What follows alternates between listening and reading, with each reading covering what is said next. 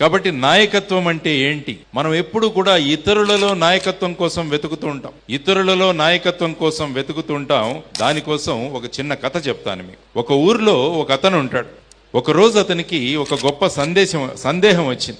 ఆయన సందేహం ఏంటంటే ఈ లోకంలో అందరికన్నా గొప్పవాడెవరు అన్న ఒక సందేహం వచ్చింది. దాంతో అతన్ని కనిపించిన వారినందరినీ కూడా అడగడం మొదలుపెట్టాడు. అందరికన్నా గొప్పవాడెవరు అని అడుగుతూ వెళుతుంటే అందరూ మాకు తెలియదు అంటే ఒక స్వామీజీ వచ్చారు అక్కడికి. ఆయన్ని వెళ్ళి అడిగితే ఆయన ఏమన్నారంటే అందరికన్నా భగవంతుడు గొప్పవాడు అని చెప్పేసి ఒక భగవంతుడి పటం అతనికి ఇస్తాడు. కాబట్టి అతను భగవంతుడు గొప్పవాడు అని ఆయన పటాన్ని పెట్టుకొని వెళుతూ ఉంటాడు. కానీ ఒక రోజు ఏమైందంటే అక్కడ ప్రసాదాలు పెడుతున్నాడు. ఆ ప్రసాదాలు తినడానికి ఒక ఎలక వచ్చింది. ఆ ఎలక వచ్చి ఈ దేవుడి పటాన్ని తోసేసింది. కాబట్టి దేవుడి పటం కింద పడిపోయింది. కాబట్టి ఆ వ్యక్తి ఏమనుకున్నాడంటే దేవుడి పటాన్నే కింద పడేసిందంటే ఎలుక దారి కన్నా గొప్పది అని చెప్పేసి ఆ రోజు నుంచి ఎలక గొప్పది అని చెప్పి ఆయన అనుకోవడం మొదలుపెట్టాడు. ఆ తర్వాత కొన్ని రోజులకి ఏమైందంటే ఆ ఎలకను పట్టుకోవడానికి ఆ ఎలక బాగా ప్రసాదాలు తినుకుంటూ బ్రహ్మాండంగా ఎదిగింది.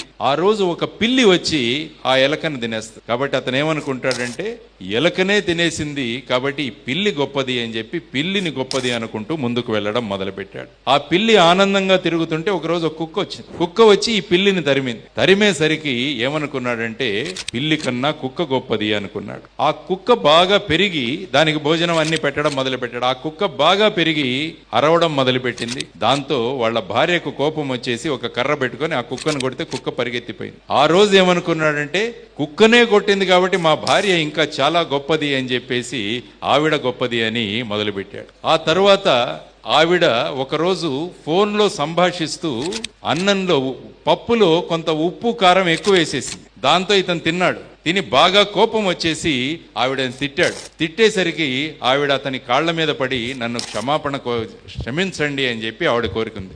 అంటే ఆవిడ కన్నా కూడా నేనే గొప్పవాణ్ణి కదా అని ఆయన ఆ రోజు గ్రహించాడు. కాబట్టి ఈ కథ మీకు ఎందుకు చెప్పానంటే మనలో గొప్పతనం మనం తెలుసుకోకుండా ఈ గొప్పవాళ్ళు ఎవరు అని మనం సమాజంలో వెతుకుతూ ఉంటాం ఎక్కడ చూసినా. కాబట్టి ఈరోజు ఈ కథ ద్వారా మీకు చెప్పదలుచుకున్నది ఏంటంటే ఆ గొప్ప నాయకుడు ఎవరైతే ఉన్నాడో ఆ గొప్ప నాయకుడు మనలోనే ఉన్నాడని మీరు ఎప్పుడైతే గమనిస్తారో అప్పుడు ఆ నాయకత్వం దిశగా మనలోని గుణగణాలను పెంచుకోవడానికి మనం కృషి చేస్తాం. లేకుంటే నాయకత్వం నాలో లేదు అనుకుంటే ఎక్కడెక్కడో మనం వెతుకుతుంటాం నాయకుల కోసం.